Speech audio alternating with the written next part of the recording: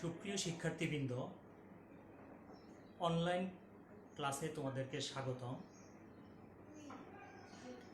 প্রোগ্রামিংয়ের উপরে আমরা ধারাবাহিকভাবে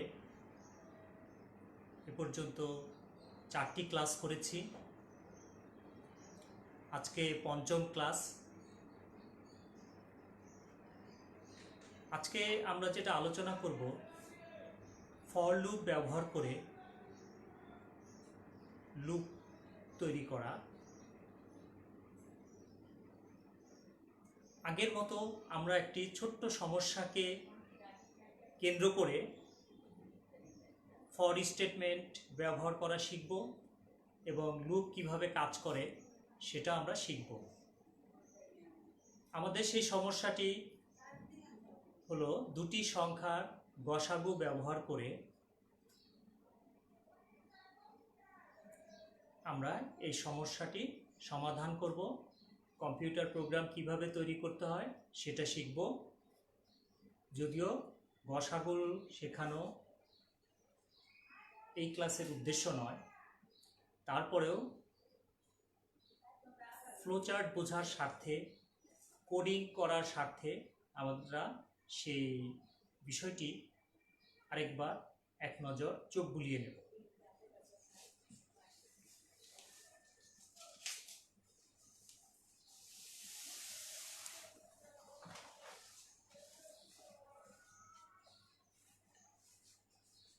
গতদিন আমরা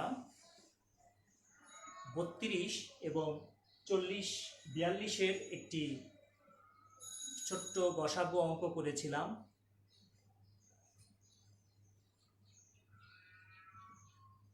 এখানে বড় সংখ্যাটি হলো 42, ছোট সংখ্যাটি 30। 30কে 42 দিয়ে 42কে ভাগ করছি, ভাগশেষ পেলাম 12। সেই 12 দিয়ে আবার এই 30 সংখ্যাটিকে এখানে এনে বসিয়েছি, সেই 30কে ভাগ দিচ্ছি 12 দিয়ে, আমরা ভাগশেষ পেয়েছি 6। 6কে 6 দিয়ে ভাগ দিয়েছি, আবার এই 12কে ভাগশেষ পেয়েছি 0। যেহেতু ভাগশেষ আমরা 0 পেয়েছি, এখানে আমরা প্রক্রিয়াটি শেষ করেছি।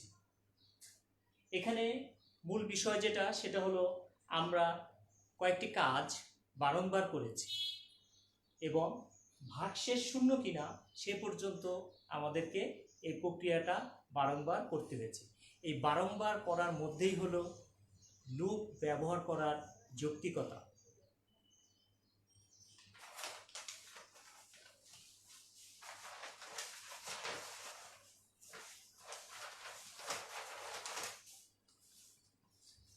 আমরা গত ক্লাসে একটা ফ্লো চার্ট এঁকেছিলাম, যে এই গসাগুটা করার উপযুক্ত একটা ফ্লো চার্ট। এখানে লুপ কোথায় সেটা আমরা একটু চোখ বুলিয়ে নিই। বড় সংখ্যাটিকে ছোট সংখ্যাটি দ্বারা ভাগ করা হচ্ছে, ভাগশেষ এখানে রিমাইন্ডার বা ভাগশেষ হলো আর 0 হয়েছে কিনা সেটা যাচাই করা হলো। যদি 0 না হয়, এখানে দুটো কাজ করা হয়েছে। এল এর মান পরিবর্তন করে আগে যেটা স্মল ছিল সেটাকে বড়টায় পরিণত করা হলো এবং ছোট সংখ্যাটার মান পরিবর্তন করে রিমাইন্ডারের মানের সমান করে নেওয়া হলো এবং আবার এখানে ফেরত আসলো, রিমাইন্ডার করলো, যুক্তি টেস্ট করলো, এই কাজটি করলো। এভাবে এখানে একটা লুপ ক্রিয়াশীল, এখানে একটা লুপ ক্রিয়াশীল। লুপটা কিভাবে কাজ করছে, এখান থেকে শুরু করছে,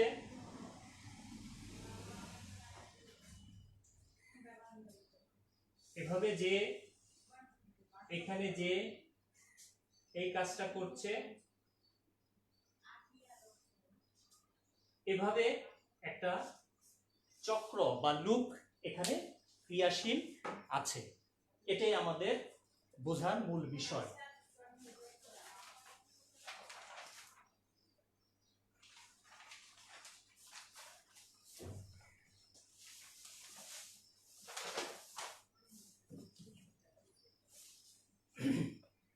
আমরা আমাদের আজকের ক্লাসের বিষয়তে চলে আসি। দুটি সংখ্যার গসাগু নির্ণয়ের ফ্লোচার্ট অঙ্কন এবং সি ভাষায় কোড লেখা। আমাদের আজকের বিশেষ করে আজকের বিষয় হলো ফর স্টেটমেন্ট ব্যবহার করে লুপ। এই সমস্যাটি সমাধানের 3টি কাজ বারবার করতে হয়। এই সমস্যাটি সমাধানের জন্য 3টি কাজ বারবার করতে হচ্ছে। সেই 3টি কাজ কি একটু ভালো করে মনে রেখো। প্রথম কাজ হলো ভাগশেষ নির্ণয়। দ্বিতীয় কাজ হলো কম্পিউটারের মেমোরিতে যে বড় সংখ্যাটা আছে তার মান পরিবর্তন করে ছোট সংখ্যার সমান করে নেয়া। 3 নম্বর কাজ হলো কম্পিউটারের মেমোরিতে ছোট সংখ্যার যে মানটা সমান ভাগশেষকে সেট করে নেয়া। এই 3টি কাজ আমাদের বারবার করতে হবে, এখানেই লুপ ব্যবহার করার কারণ।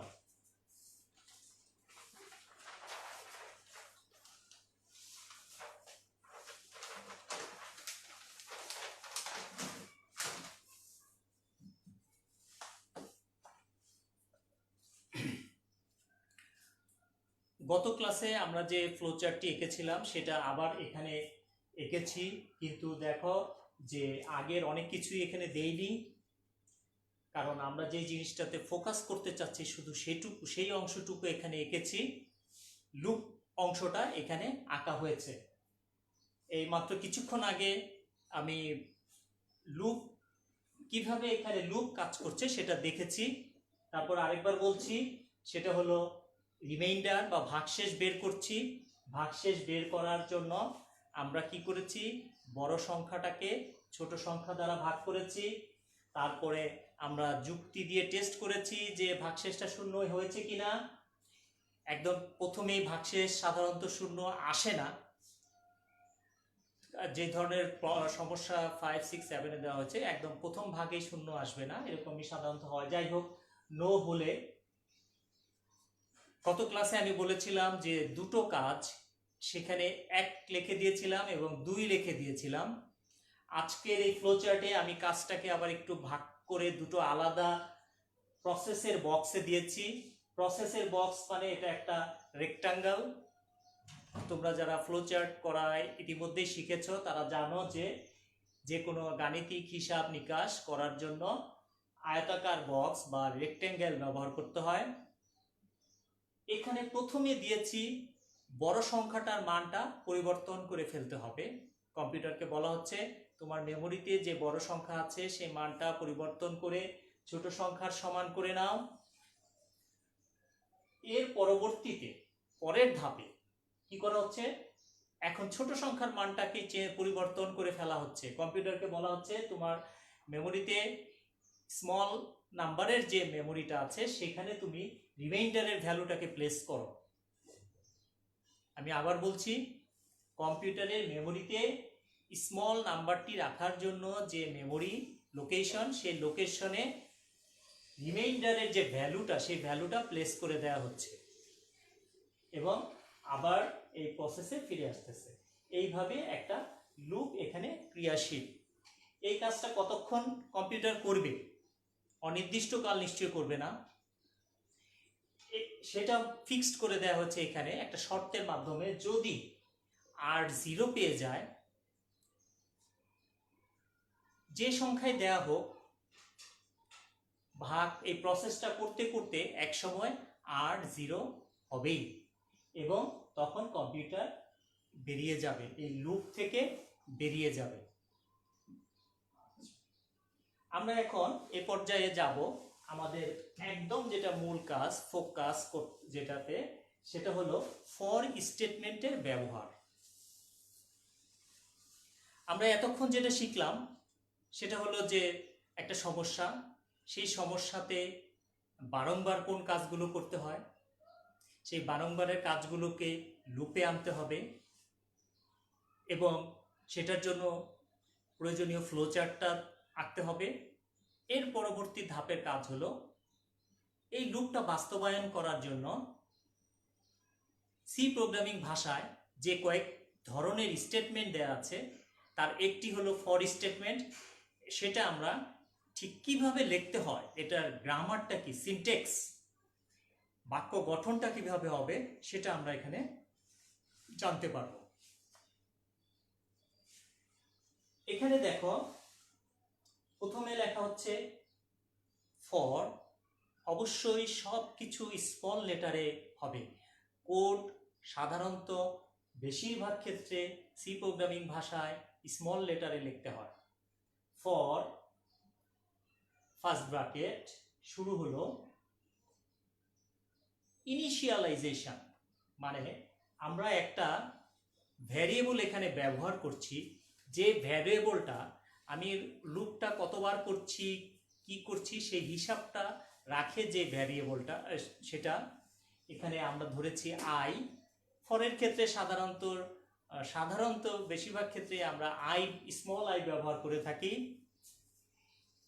এবং স্মল আই এর ভ্যালুটা কত থেকে শুরু হবে সেটা তোমাকে প্রোগ্রামারকে বলে দিতে হবে। এখানে আমরা শুরু করেছি i = 1। এই ধাপটাকে বলে ইনিশিয়ালাইজেশন, সূচনাকরণ।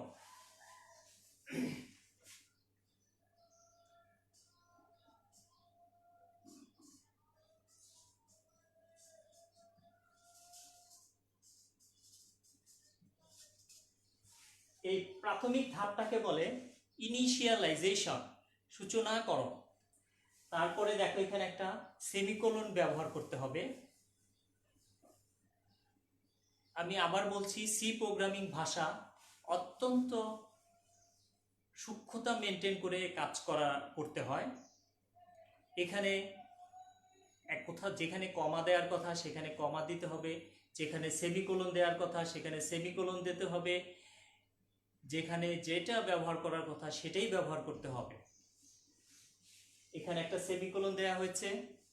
এরপরের যে অংশটা সেটা হলো কন্ডিশন বা টার্মিনেশন বলতে পারো। কন্ডিশন দিয়ে কি বোঝানো হচ্ছে, কখন এই লুপটা শেষ করতে হবে সেটার কন্ডিশন, বা তুমি এটাকে টার্মিনেশনও বলতে পারো, যে লুপ শেষ করার জন্য কি কমান্ড বা কি শর্ত, লুপ শেষ করার শর্ত, এটা হলো লুপ শেষ করার শর্ত। বইয়ে দেখবা যে এখানে কন্ডিশন লেখা আছে। কিসের কন্ডিশন? লুপটি শেষ করার কন্ডিশন।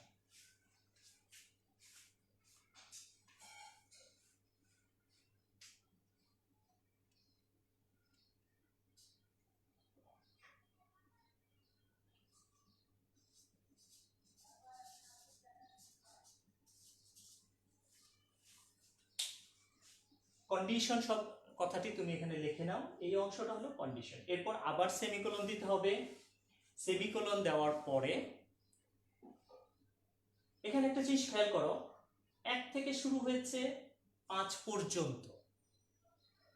এখন 1 2 3 4 এভাবে 5 পর্যন্ত যেতে পারে, 1 3 5 এভাবেও 5 পর্যন্ত যাওয়া যেতে পারে, 1 4 এভাবে 5কে ওভারটেক করে চলে যাওয়া যেতে পারে 7 সো কিভাবে বাড়বে এই আয়ের ভ্যালুটা, কিভাবে বাড়বে সেই বিষয়টা এখানে দিয়ে দেওয়া হয়। ইনক্রিমেন্ট, এই অংশটাকে আমরা বলবো ইনক্রিমেন্ট।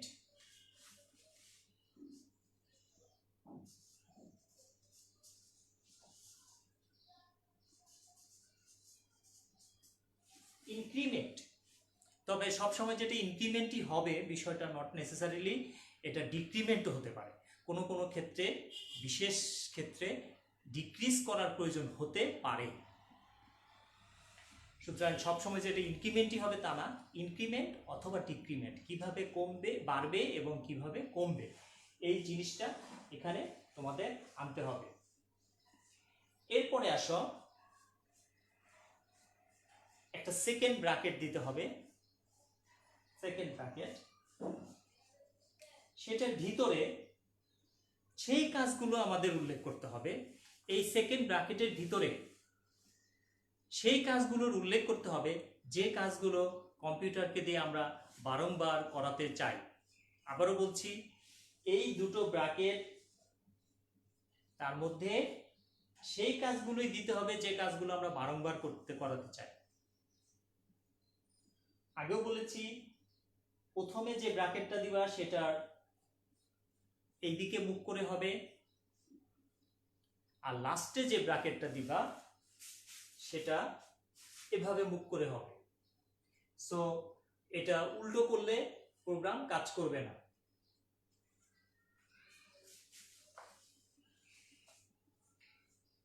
সেই কাজগুলোই আমরা এখানে প্লেস করব, যে কাজগুলো বারংবার করতে হবে।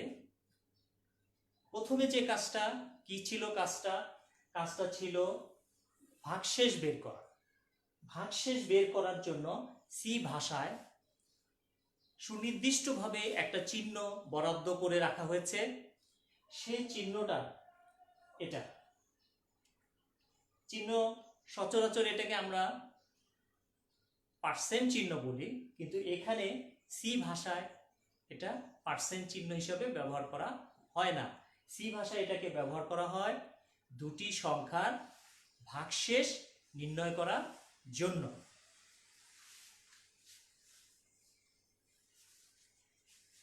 এখানে একটা জিনিস খেয়াল করো, পার্সেন্ট যে চিহ্নটা সেটার আগে ব্যবহার করা হয়েছে বড় নাম্বারটা এবং চিহ্নটার পরে ব্যবহার করা হয়েছে ছোট নাম্বারটা। এভাবে তুমি যদি সি ভাষায় লেখো তাহলে সেখানে কম্পিউটার অটোমেটিক তোমার ভাগশেষ জেনারেট করবে। এক্ষেত্রে তোমাদের স্মরণ করিয়ে দিতে চাই যে আমি আগেই বলেছি সি প্রোগ্রামিং ভাষায় লাইব্রেরি ফাংশন আছে। সেই লাইব্রেরি ফাংশনগুলো হেডার ফাইলের মধ্যে সম্বলিত করা থাকে।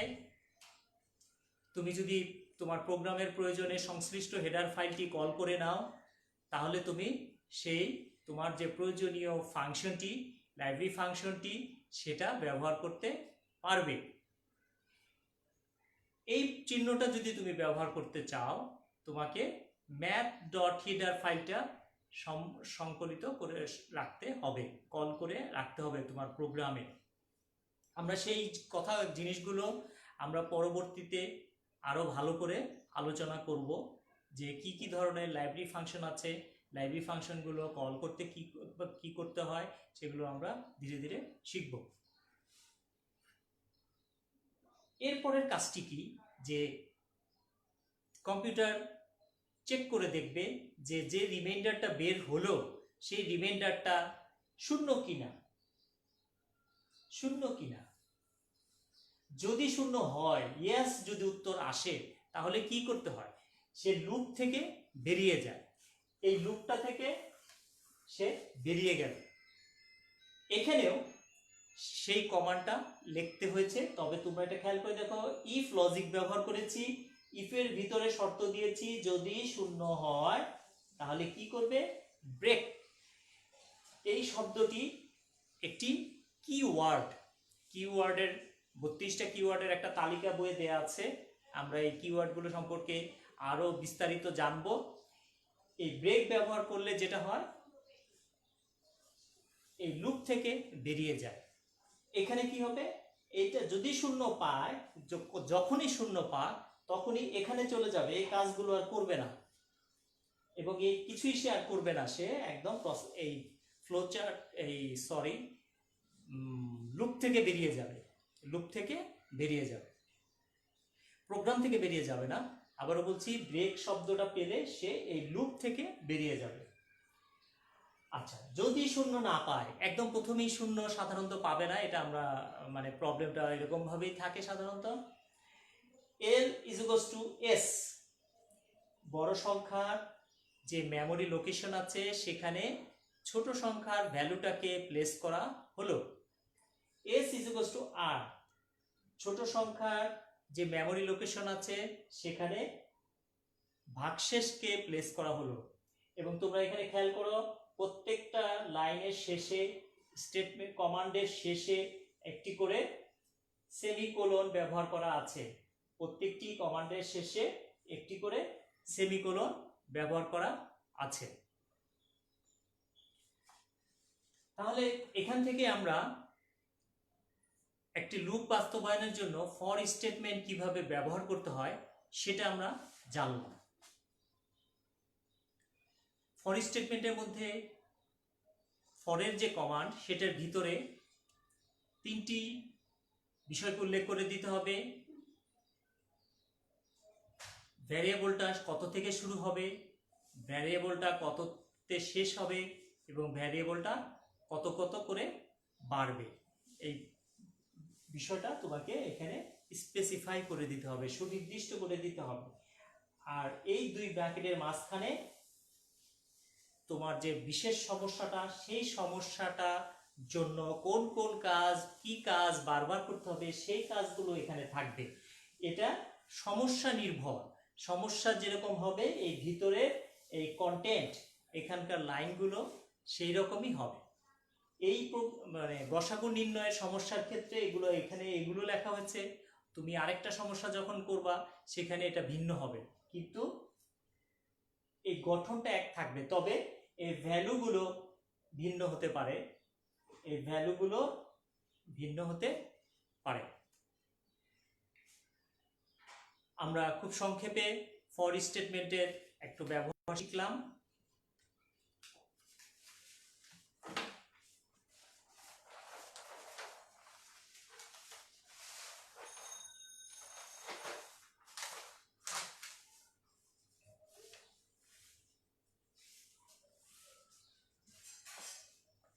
সুপ্রিয় শিক্ষার্থীবৃন্দ, লুপ করার ক্ষেত্রে আমরা ফর স্টেটমেন্ট ব্যবহার করেছি, সেটা দেখলাম। লুপ করার জন্য সি প্রোগ্রামিং ভাষায় আরও দুটি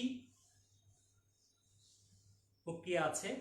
তার একটি হলো হোয়াইল স্টেটমেন্ট। এ পর্যায়ে আমরা হোয়াইল স্টেটমেন্ট ব্যবহার করে লুপিং করা সিস্টেমটা একটু দেখব। আগে সেই উদাহরণটাই, যে দুটি সংখ্যার গসাগু নির্ণয়, সেখানে যে কাজগুলো বারংবার করতে হয়, এই হোয়াইল স্টেটমেন্ট ব্যবহার করে সেই কাজগুলো আমরা বারংবার করাবো এবং লুপটা এক্সিকিউট করব। তোমরা একটু খেয়াল করে দেখো, হোয়াইল ফার্স্ট ব্র্যাকেট, এখানে দেখো এই চিহ্নটা কিন্তু আমরা কিছুক্ষণ আগেও দেখেছি, এটা আমরা কিছুক্ষণ আগেও দেখেছি, কিন্তু এখানে একটা ভিন্নতা আছে, সেটা হলো নট ইকুয়াল টু। এই চিহ্নটার অর্থ হলো নট ইকুয়াল টু। তোমরা এটা লিখে নাও।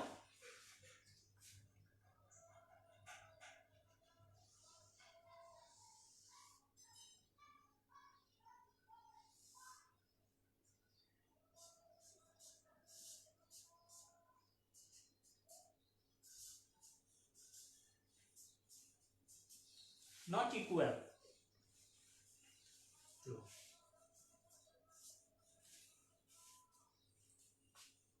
পুরোটার অর্থ হলো এল, এই যে এখানে যেটা আছে রিমাইন্ডার, এই reminder not equal to 0।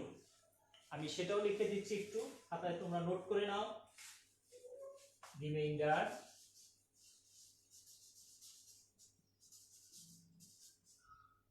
Not equal to 0।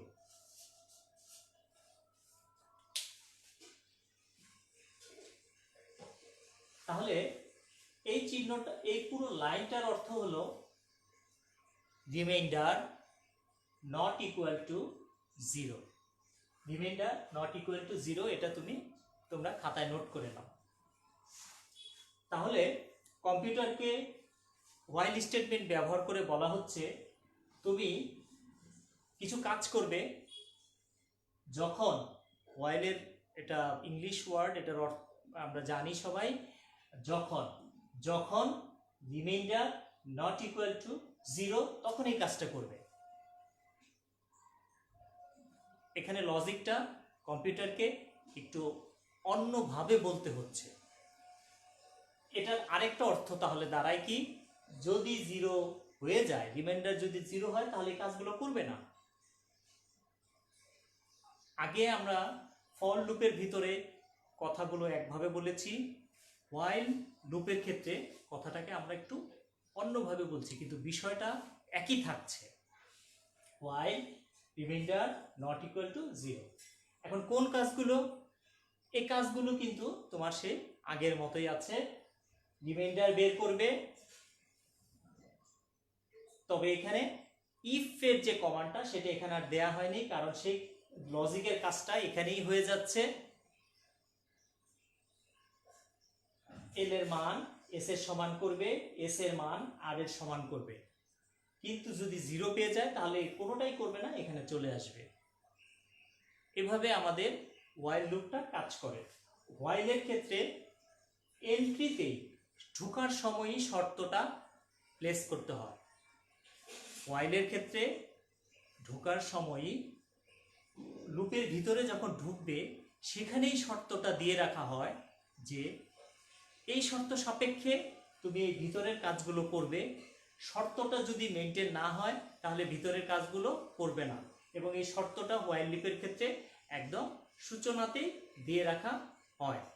এই বিষয়টা তোমরা খুব ভালো করে মনে রাখবে যে হোয়াইল লুপের ক্ষেত্রে শর্তটা ঢুকে একদম শুরুতেই প্রবেশ মুখেই শর্তটা দিয়ে রাখা হয়। আমি গতদিনও একটি খুব সিলি একটা উদাহরণ দিয়ে তোমাদের বলেছিলাম যে তুমি স্কুল ড্রেস পরে আসনি, কলেজ ড্রেস পরে আসনি, প্রপার ড্রেস, গার্ড সেটা দেখলো এবং কলেজ ড্রেস পরে না আসার কারণে তোমাকে গেটেই ঢুকতে তোমাকে দিল না। গার্ড বললো তুমি সঠিক ড্রেস পরে আসো। এখানে বিষয়টা সেরকমই হচ্ছে যে প্রথমেই ঢোকার মুখেই শর্তটা যাচাই বাছাই করে নেওয়া হয় এবং শর্তটা এখানে প্রেস করা থাকে। এই কাজ যতই করতে থাকুক, যখনই এই শর্তটা মুখোমুখি হবে কম্পিউটার, এই কাজগুলো আর করবে না, সে এখানে ব্যাক করবে, মানে বাইরে, লুপের বাইরে চলে যাবে। তাহলে আমরা আজকের ক্লাসে যেটা দেখলাম, সুপ্রিয় শিক্ষার্থীবৃন্দ, তাহলে আজকের ক্লাসে আমরা কি শিখলাম সেটা হলো দুটি সংখ্যার গসাগু নির্ণয় যে সমস্যা, এই সমস্যাটাকে কেন্দ্র করে ফর স্টেটমেন্ট কিভাবে ব্যবহার করতে হয় সেটা শিখেছি, এবং সাথে আমরা আরেকটা শিখে নিলাম, সেটা হলো হোয়াইল স্টেটমেন্ট কিভাবে ব্যবহার করতে হয়। আগামী ক্লাসগুলোতে আমরা for statement, while statement, do while স্টেটমেন্টের আরও বিভিন্ন ব্যবহার শিখব বিভিন্ন সমস্যাকে কেন্দ্র করে। তো আজকের মতো এখানেই অনলাইন ক্লাস শেষ করছি। তোমাদেরকে শুভেচ্ছা রইল। অন্য ক্লাসের মতো আবারও এই ক্লাসে তোমাদের কিছু বিষয়ের প্রতি দৃষ্টি আকর্ষণ করছি। করোনা মহামারীর প্রেক্ষাপটে তোমরা সবাই স্বাস্থ্য সচেতন থাকবা। স্বাস্থ্যবিধি যেগুলো সরকার, ওয়ার্ল্ড হেলথ অর্গানাইজেশন থেকে বারংবার রিপিট করা হচ্ছে সেগুলো মেনে চলার চেষ্টা করবা। এইচএসসি পরীক্ষার্থীদের তো বাইরে আড্ডা মারা বা গল্পগুজব করে সময় নষ্ট করার প্রশ্নই উঠে না। প্রথম বর্ষ, আসলে তোমাদের প্রথম বর্ষের ছাত্র বলাটা ঠিক হবে না। যাই হোক, প্রথম বর্ষের ছাত্র যারা আছো তারা দ্বিতীয় বর্ষের যে সিলেবাস সেগুলো পড়া শুরু করে দাও। আমরা কিন্তু এই প্রোগ্রামিং ল্যাঙ্গুয়েজের এই বিষয়গুলো আমরা দ্বিতীয় বর্ষে শিক্ষাদান করে থাকি। সময়ের হিসাবে যেহেতু আমরা দ্বিতীয় বর্ষের সময়সীমার মধ্যে ঢুকে গেছি, সেই জন্য আমরা এই কোর্সগুলো শুরু করেছি। তো দ্বিতীয় বর্ষের যারা পরীক্ষার্থী আছে তারা যেমন আগে পরে কিছুটা তাদের ধারণা আছে, যার জন্য তাদের রিভিশন হবে। আর তোমাদের ক্ষেত্রে একদম প্রথমেই থেকেই এটা শিখছ, তোমাদের হয়তো প্রথমে বুঝতে কিছু সমস্যা হবে। আর তোমরা ধৈর্য ধরে আমার অনলাইন ক্লাসগুলো করতে থাকো। প্রোগ্রামিংয়ের উপরে আমি ধারাবাহিকভাবে আরও 4 থেকে 5টি ক্লাস নেব। তোমরা সেই ক্লাসগুলো যদি করো এবং পরবর্তীতে এই ভিডিওগুলো যেহেতু অনলাইনে সেভ করে রাখা আছে, পোস্ট করে দেয়া আছে, তোমরা যদি ধারাবাহিকভাবে বিভিন্ন সময় বারবার রিপ্লে করে এই ভিডিওগুলো দেখতে থাকো তাহলে, এবং তোমার বইয়ের সাথে মিলিয়ে সেগুলো যদি শেখার চেষ্টা করো তাহলে অবশ্যই তোমরা এই সমস্যাটি ওভারকাম করতে পারবে। তাহলে তোমাদের সকলের অত্যন্ত সচেতন কার্যক্রম আশা করব। একজন শিক্ষার্থী যেরকম নিয়মিত পড়াশোনা করে, নিয়মিত ক্লাসে অংশগ্রহণ করে, তোমরাও সেরকমভাবে সকল শিক্ষকের অনলাইন ক্লাসগুলোতে অংশগ্রহণ করবে। আজকের মতো এখানেই শেষ করছি। ধন্যবাদ।